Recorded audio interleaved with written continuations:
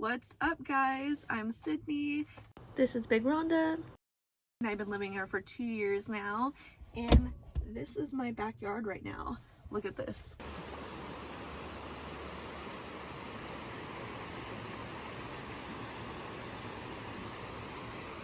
And welcome to my brand new channel. This is my very first video, so I wanted to give you an introduction of what got me into van life. So I'm gonna tell you my origin story. But first, you guys are gonna have to get used to this resting bitch face.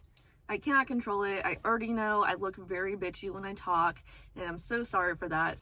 I am that introverted friend that you have that maybe when you first met them, they were a little shy, more on the quiet side, and once you started to get to know them, their personality really started to show.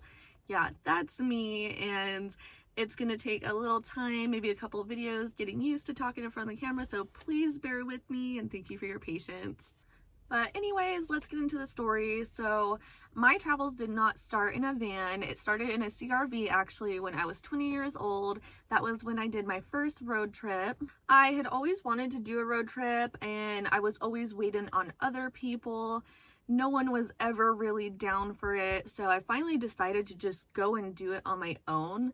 So what happened was I won festival tickets to a cannabis festival in Victorville, and I was stoked.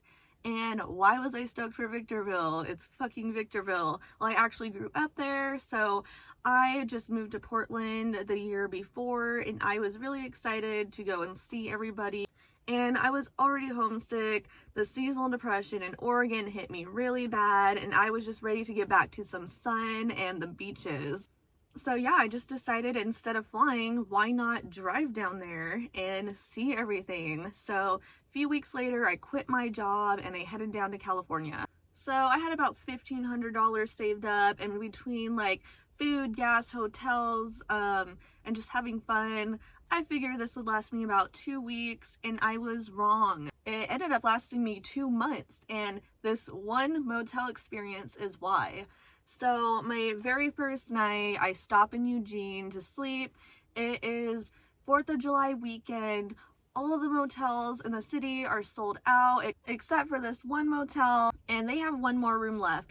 So it's $80. It was a double queen, and I was just like, fuck it, I guess I have to take it. So I put down my $20 deposit. It was a total of like $100. So he takes me to the room.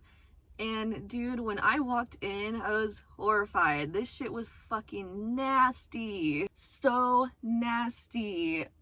It was musty, it was crusty, it was so gross. Like, I don't know how I slept in there for the night. I had to put my own blankets down because the sheets just looked gross, and the floor was disgusting. Like, I walked around with sandals the whole time. And when he showed me the room, like, because there was 2 beds, he went to one of the bed, pulled back the covers, and was like, "You're sleeping in this one." And I was like, dude, what the fuck?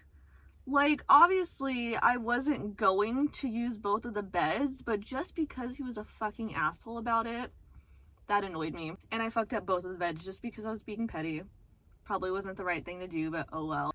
But anyways, somehow I slept in the room for the night, and I took a shower in their moldy ass shower. Don't know why I did that either. But I'm getting ready to leave, and I check out, and they're going to go and inspect the room and make sure I didn't break anything or steal anything. And he comes back and says, "Where's the hand towel?" And he tells me that he thinks that I stole a washcloth. And I was like, no, I used it. I left it in there. It's in the bathroom. And for 20 minutes, he's in there searching. Don't know how he can't find it. But his wife is sitting here bitching at me and thinking that I stole a fucking hand towel. Like, why would I steal your nasty ass hand towel when I could get a clean one at the dollar store? And why would I lose out on my $20 deposit because of that? Yeah, so that kept going on, and 20 minutes later, he finally came in and was like, "Oh yeah, I found it. You could give her her deposit back." Like, no shit, you found it. And after that experience, I was like, fuck motels.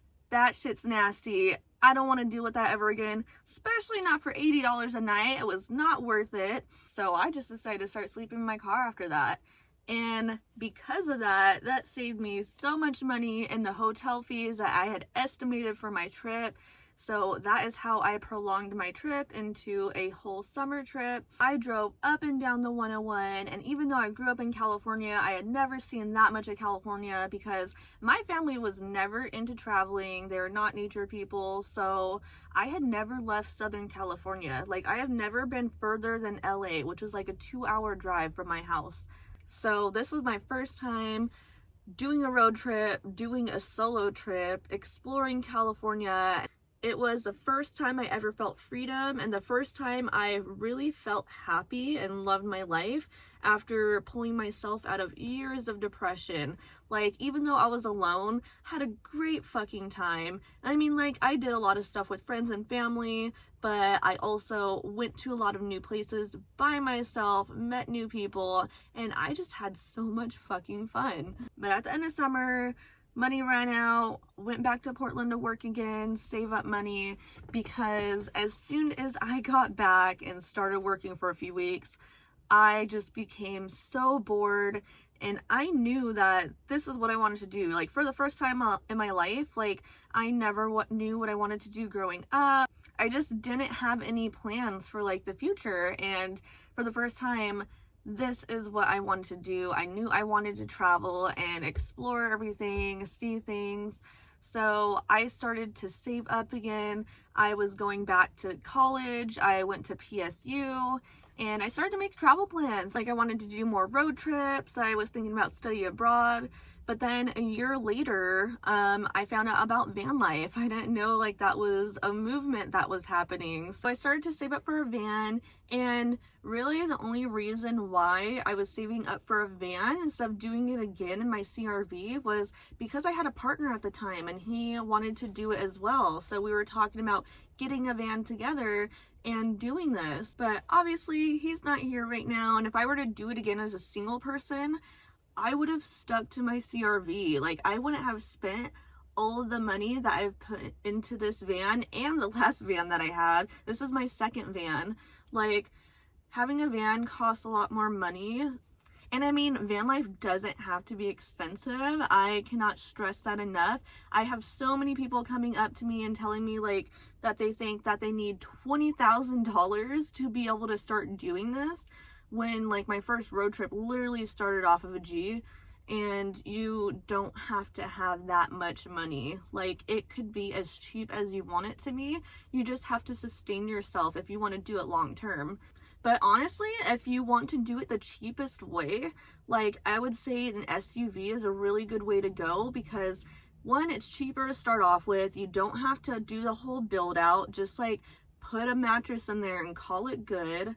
And it's a lot cheaper on gas. Like, you save so much on gas money. Like, it is so cheap to fill up your tank, and your tank goes a lot further than it would in a van. Like, if you're okay with sacrificing your comfortability, or okay with not having like a pretty build, like, you will save so much money to do fun things, because when you're in the van life, you're not in the van, like, you're out doing shit.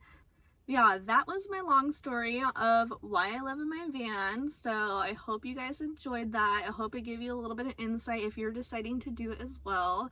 I hope to see you guys in the next video. Please check out my social media. It is in the description, and please like and subscribe.